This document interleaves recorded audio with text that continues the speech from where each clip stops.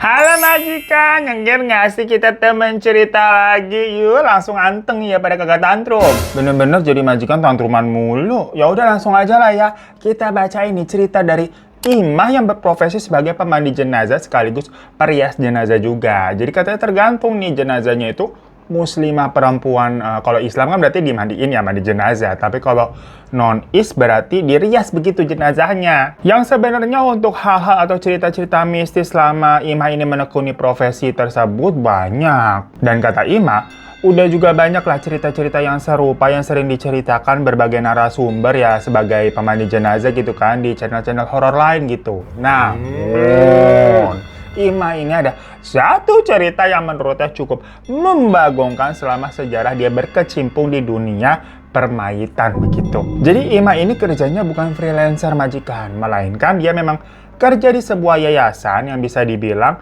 menaungi ini orang-orang meninggal khusus. Semacam ada jasa ambulans, mobil jenazah, pemandi jenazah, perias jenazah, peralatan jenazah, pencarian tanah kuburan, proses pemakaman. Pokoknya yayasan ini memang menaungi tentang kematian. Yang dalam satu hari nih pasti ada aja tuh panggilan untuk mandiin atau merias jenazah buat Imah. Karena tadi yayasannya memang kerjasama dengan banyak rumah sakit yang cabangnya aja katanya juga banyak, gengs. Hampir ada di 12 provinsi dan lebih dari 100 kota di Indonesia. Ya memang kalau Imah ini kerjanya sebenarnya di kantor pusat yang berada di Jakarta Selatan. Dan kalau Imah sendiri mencakupinya itu wilayah Jabodetabek. Tapi kejadian ini sebenarnya bukan terjadi sewaktu lagi dia bertugas. Tadi hanya ingin pokoknya menceritakan background dari pekerjaannya Imah aja. Melainkan kejadiannya ini tuh waktu dia lagi pulang kampung ke tempat suaminya di daerah Subang. Ya namanya pulang kampung kan tujuannya sebenarnya apa sih? Mau mengunjungi keluarga yang ada di sana dan healing cena. Jadi sebulan sebelum Imah tadi tuh pulang kampung, suaminya cerita kalau di kampung suaminya itu lagi geger dengan adanya temuan wanita yang telah meninggal ditemuinya tuh di sebuah kebun. Macam-macam kayak kasus Mrs. Things lah, gengs. Jadi pagi-pagi ada warga yang lagi lewat di daerah kebun situ ngelihat ada kaki. Pas dicek, loh kok ini perempuan gitu, masih lengkap pakai baju, kayak lagi tidur aja nih perempuannya, tapi kok tidurnya di kebun, dibangun-bangun, ditepok-tepokin gitu, nggak bangun, dan pas dipegang badannya memang sudah dingin. Ya langsung lapor polisi. Masalahnya warga sana nih, tidak ada yang mengenali dengan wanita tersebut ini siapa. Wajahnya sih katanya cantik, kulitnya putih, rambutnya bagus, diwarnain macam kayak cewek-cewek salon guys penampilannya. Bajunya juga full masih terpakai, nggak ada tanda-tanda kekerasan, nggak ada luka memar atau semacamnya. Bener-bener apa tuh? Ah elah baru aja mulai. Repot banget lah ya kalau bawa yang teman cerita ya, kita pengennya mah Mr. Stings tapi ditagih mulu teman cerita. Cuman kalau cerita begini gitu sampai ngos-ngosan gitu. Astagfirullahaladzim, bentar dulu deh ya.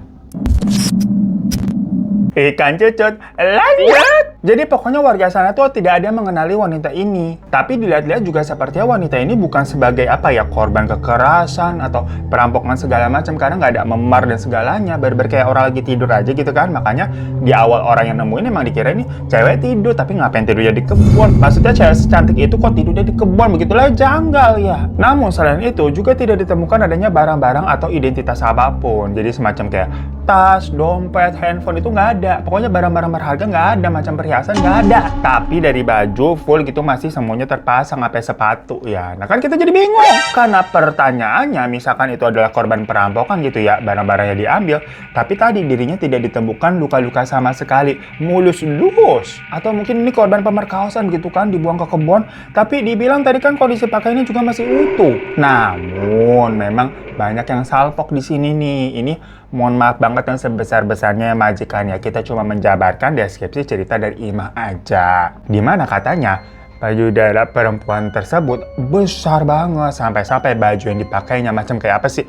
Merkecet begitu saking ketatnya karena memang besar sekali. Nah orang-orang melihat hal tersebut, warga nih maksudnya ya pada datang, ngiranya ya tadi makanya korban pemerkosaan. Karena tampilannya ya mengundang laki-laki istilahnya. Cuma lagi-lagi dilihat ya sebenarnya pakainya mah terpasang, sampai dalemannya, kaosnya, rok gitu, sepatu, sendal tuh semuanya masih utuh. Nggak ada tanda-tanda kayak abis dibuka paksa dan dipakein paksa lagi, enggak. Jadi ada apa dengan wanita itu sebenarnya dan siapakah dia? Nah, waktu ditemukan seperti itu, si Ima cuma dengar gitu kan cerita dan lihat foto-foto dari suaminya itu aja yang dapat laporan dari keluarganya di kampung. Ditambah lagi iparnya Ima atau kakak dari suaminya itu profesinya polisi di sana tuh yang ngurusin penemuan wanita itu juga. Yang mana Ima sendiri kan tadi makanya kita jelasin backgroundnya di awal ya, emang hari-hari kerjaan yang ngelihat yang namanya mayit. Jadi pas ngeliat fotonya itu merupakan wanita gitu kan, Ima lihat kayak oh ini kok kayak emang tidur doang gitu, macam orang meninggal dengan cara yang wajar, bukan karena sebuah hal tragedi apa perampokan, pemerkosaan dan sebagainya.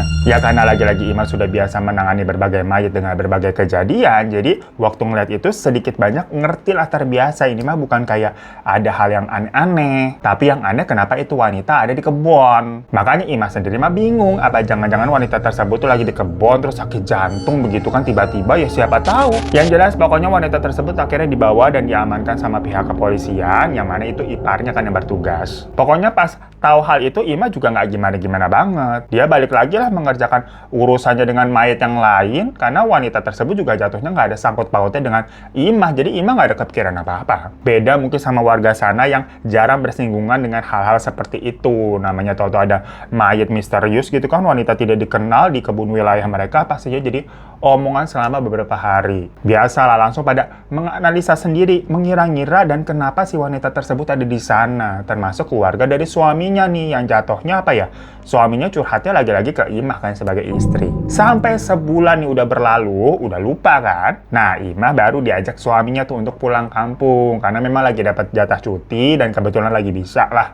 Jadi ya udah mereka pulang kampung dengan tujuan nengok keluarga aja. Baru 2 hari di sana, tahu-tahu kakak iparnya si Ima nih minta tolong ke Ima untuk memandikan jenazah wanita yang kemarin itu yang ditemukan di kebun. Karena kan iparnya tahu Ima ini memang profesinya sebagai pemandi jenazah. Awalnya mah Ima jujur sempat ada perasaan kayak, lah ini kan gue lagi libur ya. Cuma ya namanya panggilan alam gitu istilahnya, dia juga pantang menolak. Selain ini yang minta tolong adalah iparnya, Ima sendiri juga punya apa ya, dedikasi sendirilah dengan pekerjaannya. Soalnya waktu itu ternyata katanya di sana yang ready ini pemandi jenazahnya laki-laki. Yang perempuan itu lagi berhalangan datang bulan, jadi kan nggak boleh menyentuh jenazah. Makanya Imah yang dimintain tolong. Ya udah singkat cerita Imah melakukannya. Yang ternyata wanita tersebut tuh sudah disimpan selama sebulan ya untuk dicari tahu identitas dan keluarganya siapa, tapi nggak ketemu-ketemu. Jadi diputuskan untuk dikubur saja. Nah yang sudah-sudah biasanya memang Imah ini nggak pernah apa ya mencari tahu tentang si jenazah ini karena lebih memilih untuk tidak mengetahui apa-apalah. Dia kan tugasnya hanya untuk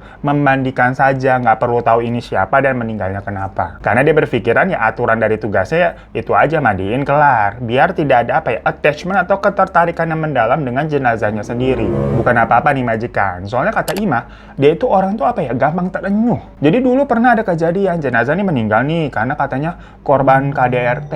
Terus sebelum dimandiin si Ima pokoknya dengar cerita-ceritanya tuh tentang perjuangan si almarhumah ini tuh membesarkan anak-anaknya, kerja sendiri segala macam, tapi suaminya nih di KDRT-in sama suaminya begitu maksudnya. Jadinya si Ima tuh kayak nangis terus, kayak kesel juga perasaannya. Yang mana kalau lagi megang jenazah itu kan air mata katanya jangan sampai kena ya. Nah makanya di situ Ima nahan nangis, terus moodnya jadi campur aduk antara sedih dan marah dan lain-lain. Makanya biar tidak ada ketertarikan emosi seperti itu lagi, Ima memilih untuk lebih baik nggak tahu aja deh kenapa si almarhumah ini meninggalnya. Atau mungkin kalau mau tahu ya setelahnya setelah dia kelar memandikannya. Makanya pas lagi mandiin si wanita yang ditemukan di kebun itu, Ima nggak tahu ini wanita ternyata tuh meninggalnya kenapa. Karena kan selang udah sebulan kejadiannya. Tapi yang jelas Ima melihat kondisi tubuhnya mah mulus, tidak ada luka ataupun tanda-tanda kekerasan memang. Selayaknya manusia yang meninggal normal karena kayak sakit ya, kayak serangan jantung, udah kayak tidur aja gitu loh. Namun satu hal yang Ima sadari adalah, ini sekali lagi Babu minta maaf banget ya, bukannya lancang atau bagaimana, tapi memang inilah ceritanya. Jadi kalau kata Ima,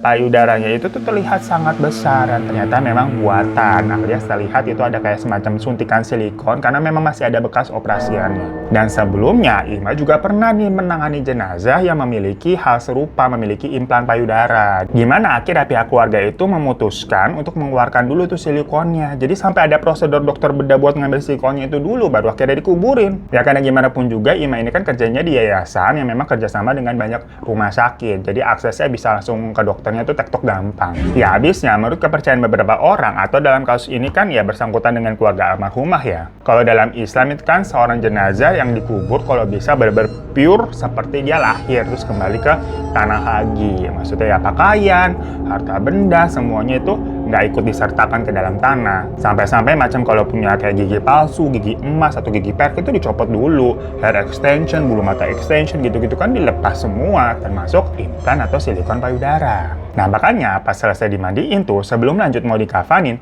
Ima memastikan dulu tuh ke iparnya. Ini gimana? Apakah sudah diketahui identitas dari keluarga? Terus sudah ditanya nih mau diambil dulu implannya tuh gimana? Kalau iya berarti kan harus manggil dokter yang mengerti untuk dibedah lagi kan dari pihak rumah sakit yang nyimpen jenazahnya sebulanan ini. Namun ternyata keluarga dari wanita ini kan nggak tahu siapa, identitasnya juga nggak tahu siapa gitu kan, apalagi keluarganya. Jadilah diputuskan untuk langsung dikuburkan aja, udah dikafanin. Ditambah lagi dari hasil forensik, wanita ini tuh meninggal karena implikasi suntik silikon payudaranya katanya memang. Makanya kasusnya dianggap case closed karena tidak dianggap adanya tindak kriminal. Dan wanita ini akhirnya diberi nama Miss X. Itu adalah istilah kalau seseorang nih identitasnya tidak dikenali. Kalau cowok berarti Mr. X gitu sebutannya ya. Karena nggak tahu namanya siapa. Meskipun kan sebenarnya ada pertanyaan lain ya. Kenapa sih wanita ini tuh bisa berakhir di kebun seperti itu? Kalau emang meninggalnya karena implikasi payudaranya tadi, tapi kenapa toh ada di kebun? Nah itu sih belum terjawab. Cuma ya keputusan segera dikubur itu ternyata ada sebabnya juga. Karena banyak kejadian-kejadian aneh yang terjadi saat mayat wanita ini tuh diotopsi dan disimpan dalam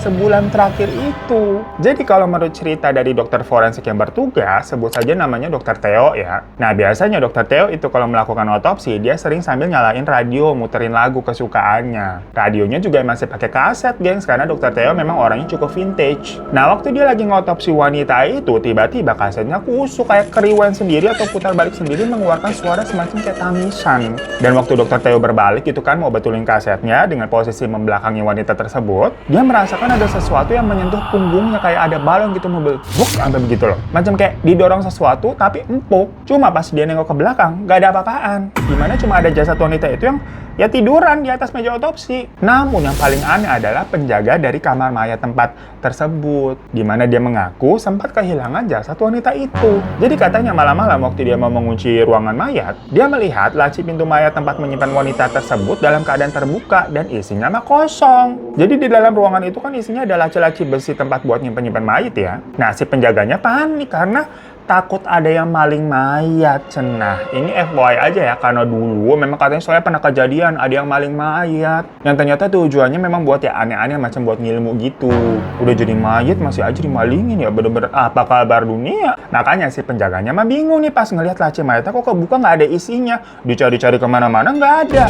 Di luar dia melihat ada mayat wanita tersebut lagi jalan nggak pakai apa-apa, bener-bener kayak mayat lagi jalan. Pingsan sampai si penjaganya. Akhirnya dibangunin sama satpam yang patroli karena ngeliat loh kok ini penjaganya pingsan gitu. Cerita kan dia ngeliat apa tadi. Tapi pas mereka ngecek ke kamar mayat, ya jasad wanita itu kembali ada di lacinya lagi.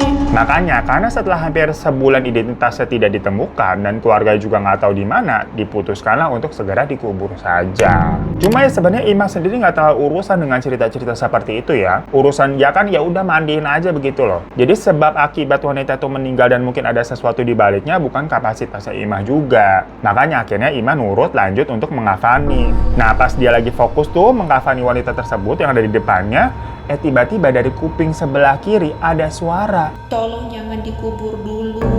Otomatis Ima langsung nengok ke kiri kan. Tapi di ruangan itu nggak ada siapa-siapa.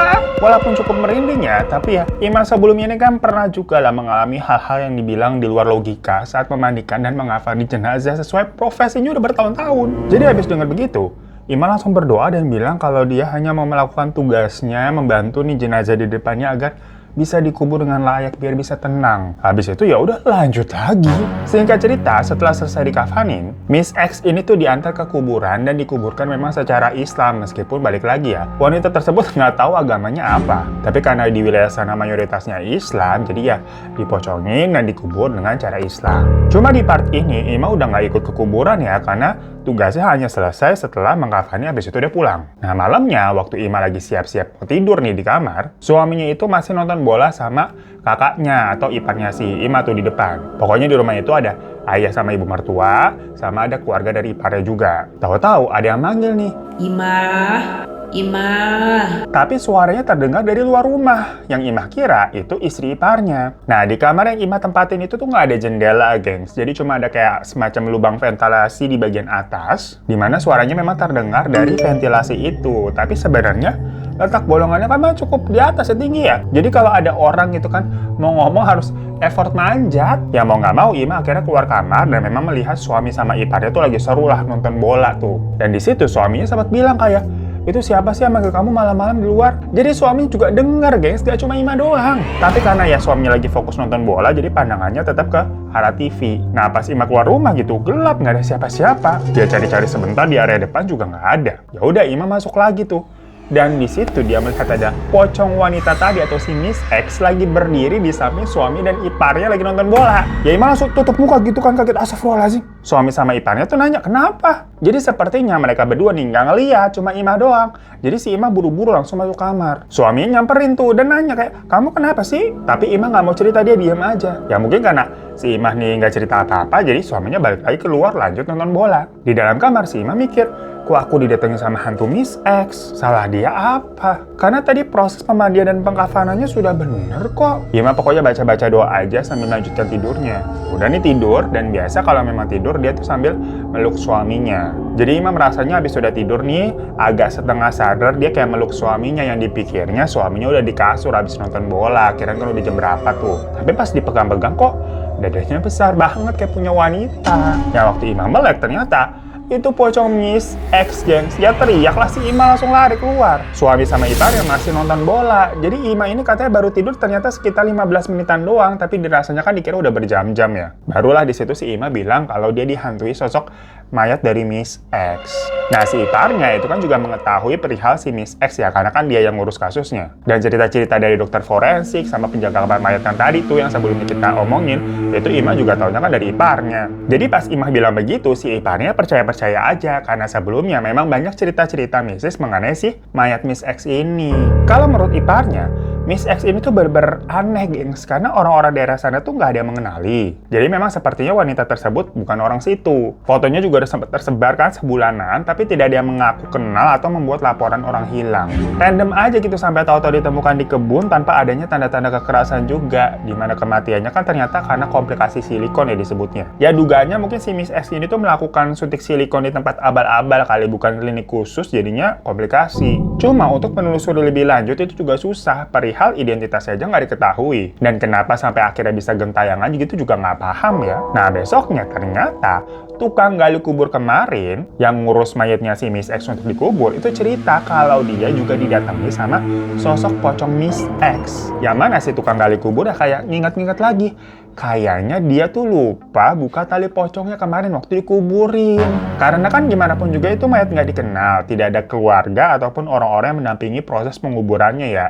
Jadi memang si tukang gali kuburan nih semacam apa sih, kerjanya cepet-cepet begitulah, terkadang nggak ada yang ngawasin. Kebayangkan maksudnya kalian disuruh nguburin mayat nih tanpa dikasih pengawasan segala macam, jadinya agak lalai gitu si tukang gali kuburnya seenaknya. Main cepet-cepet aja. Sedangkan kalau Ima itu kan memang dari kemarin nggak ikut sampai proses pemakaman ya.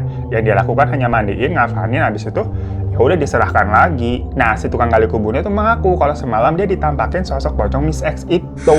Ya makanya karena semalam si Ima juga diliatin ya, akhirnya hari itu Ima sama suaminya ikut ke kuburan sekaligus menjadi saksi si tukang gali kuburnya nih bongkar tanah kuburannya Miss X lagi buat lepas tali pocongnya. Dan ternyata bener, gengs, emang belum dibuka. Ada-ada aja lagi ya. Ya udah akhirnya dilepaskan sama si tukang galinya, habis itu kembali dikubur. Tapi anehnya tadi pas gali tanah, itu tanah galiannya kan diletakkan ke samping kuburannya. Yang logikanya pas dibalikin lagi buat numpuk ke kuburannya itu harusnya kan pas kembali seperti semula.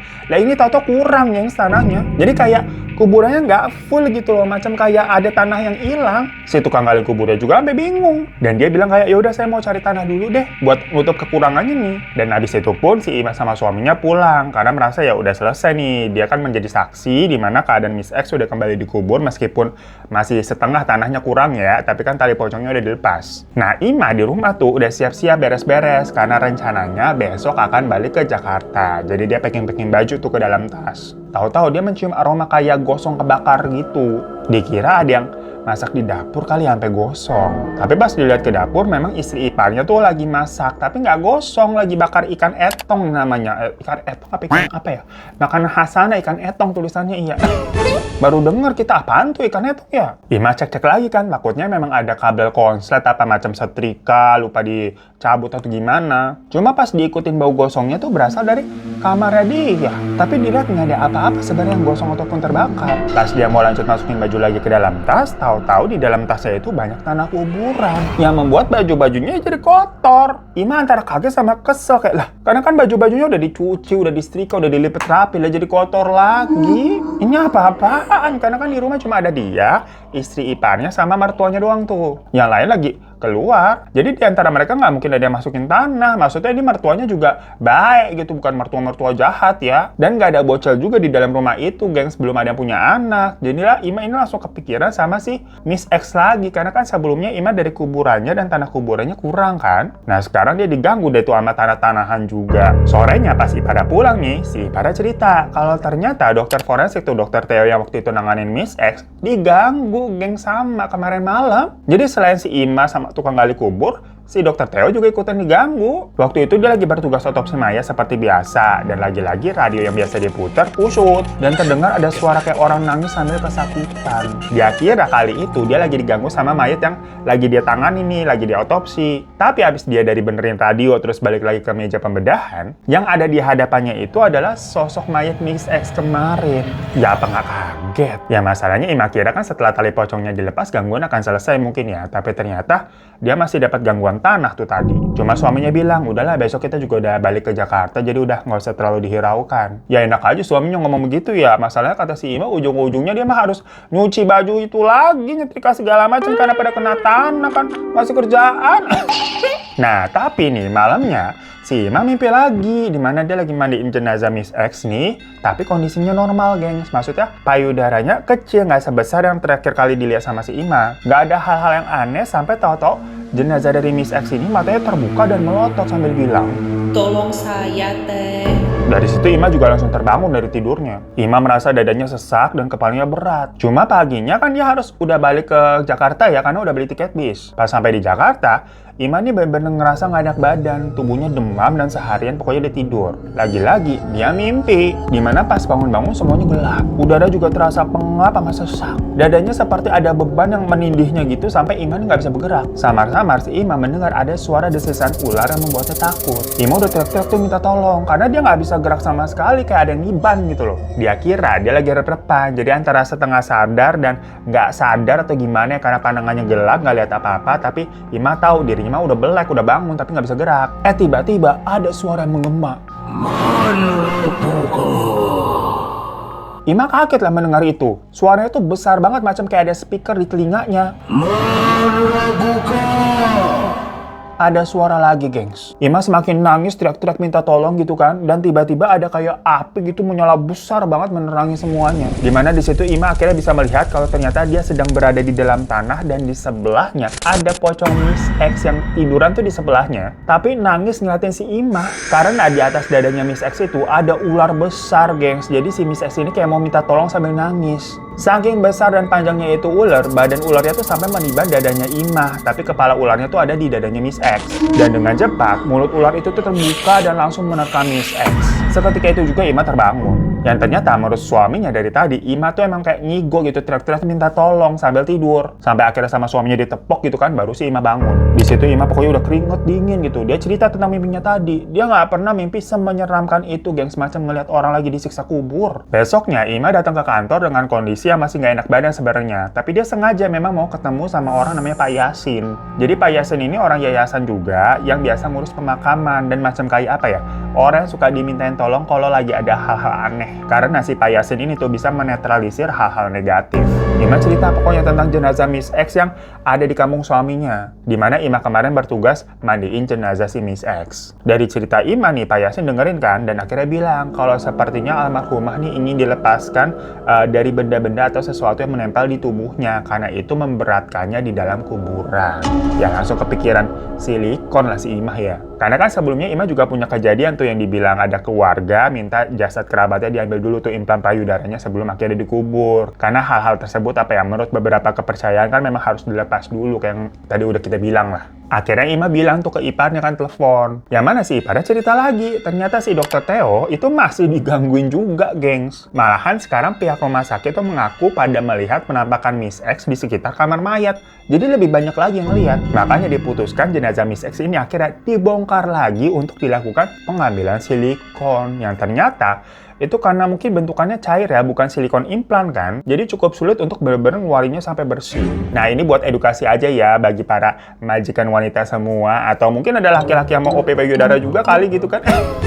Di mana tindakan suntik silikon untuk membesarkan payudara itu sebenarnya sudah sangat dilarang di dunia kesehatan. Jangankan di payudara ya, buat di area muka itu juga sangat tidak disarankan. Karena silikon itu sifat dasarnya kan cair tapi susah luruh, yang bisa berakibat geser atau kemana-mana gitu loh, gengs. Makanya banyak kasus-kasus tuh kalau orang suntik silikon misalkan di hidung buat mancungin atau di dagu biar dilancipin. Lama-lama doyot gitu turun karena silikon di dalam kulit itu berat kan, sementara kulitnya makin kendur. Dan silikon itu susah hilang atau nggak bakal hilang di dalam tubuh, beda sama filler atau botox ya. Nah makanya kalau untuk membesarkan payudara itu memang pakai silikon juga tapi dalam media implan. Jadi silikonnya udah dibungkus sama implan yang macam jelly squishy begitu loh gengs, tapi keras karena bahan implan itu kan nggak mudah robek. Jadi silikonnya tetap aman berada di dalam implannya itu nggak bleber kemana-mana. Tapi terkadang kan orang pengen cantik cuma budget seadanya.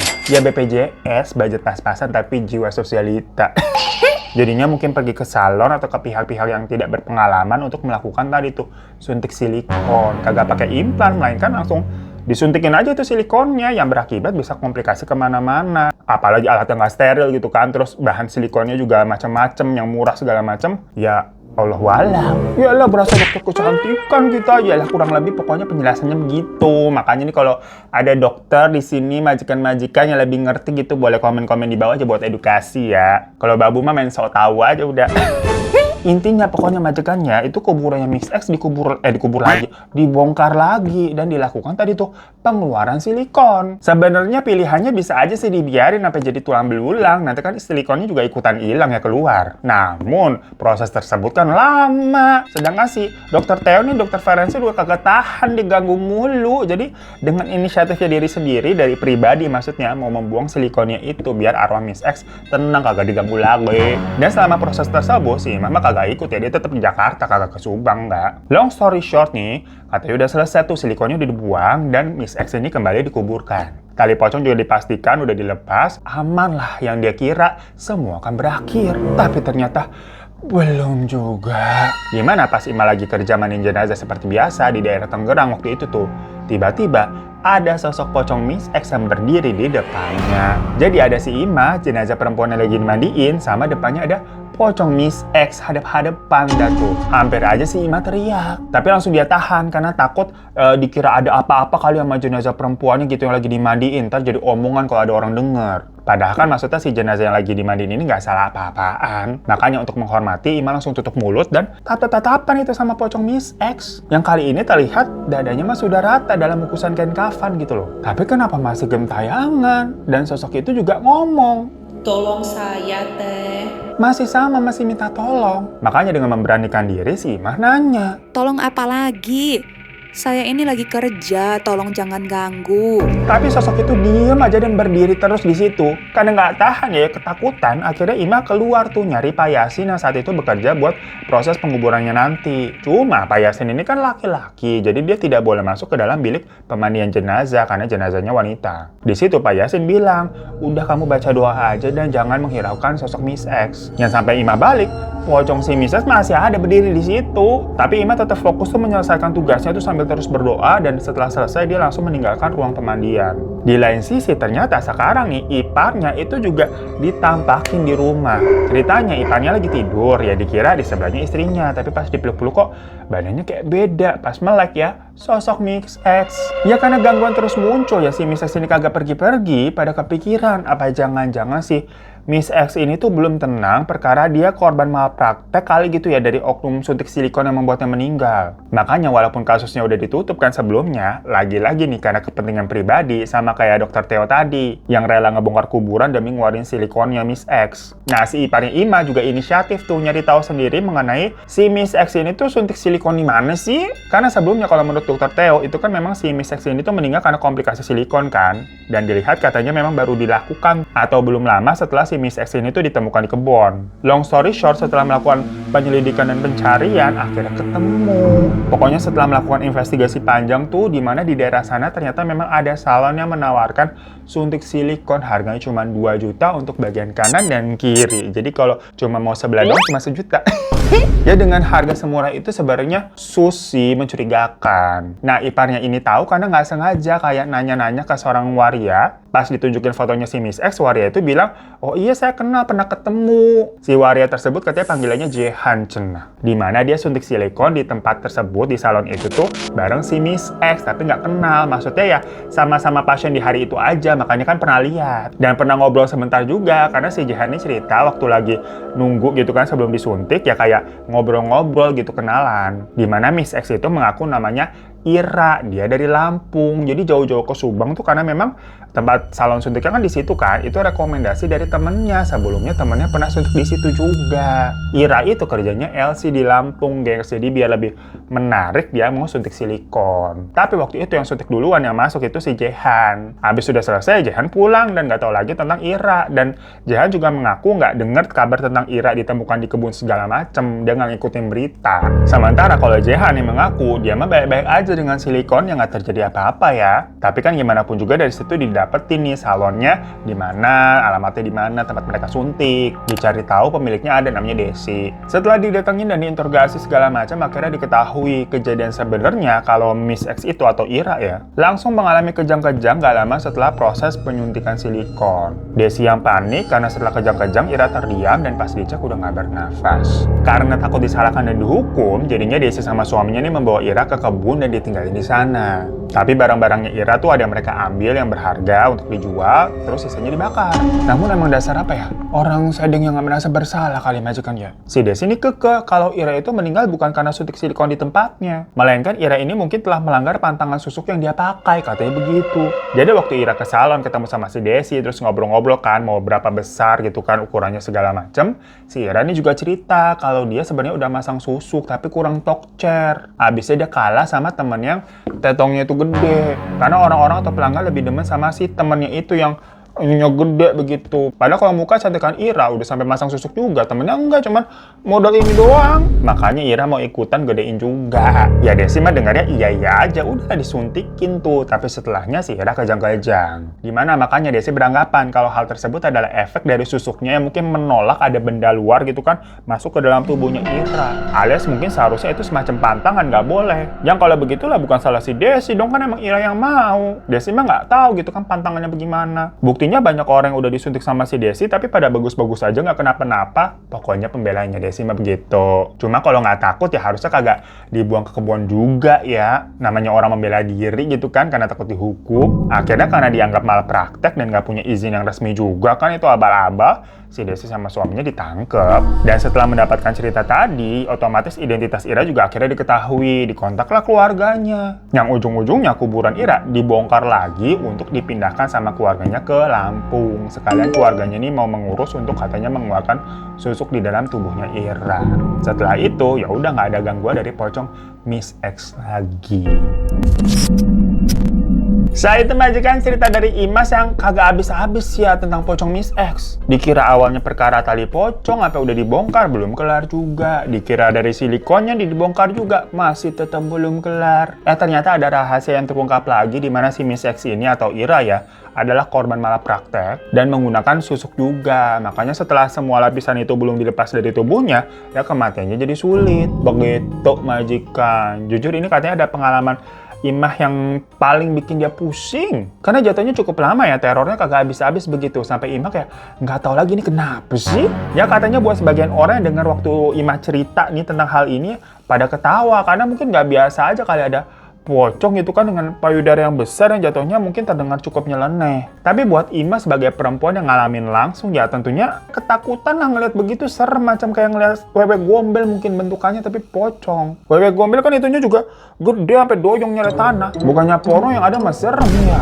Ya terima kasih makanya Ima ya sudah berbagi cerita yang sangat membagongkan ini tentang pengalamannya. Makasih juga majikan semua. Pokoknya ya kita bijak-bijak aja lah jika ingin melakukan sesuatu ke tubuh kalian. Kalau mau cantik boleh, tapi jangan asal murah dan takutnya bisa berakibat fatal, itu kan serem. Makanya kalau bisa ya yang aman-aman aja begitu ya. Kagak usah yang aneh-aneh udah. Selain cintai produk-produk Indonesia, cintai juga tubuh dan diri kalian begitu. Ya udahlah, assalamualaikum warahmatullahi wabarakatuh. Janganlah takut, ceritakan padaku, karena kamu teman cerita.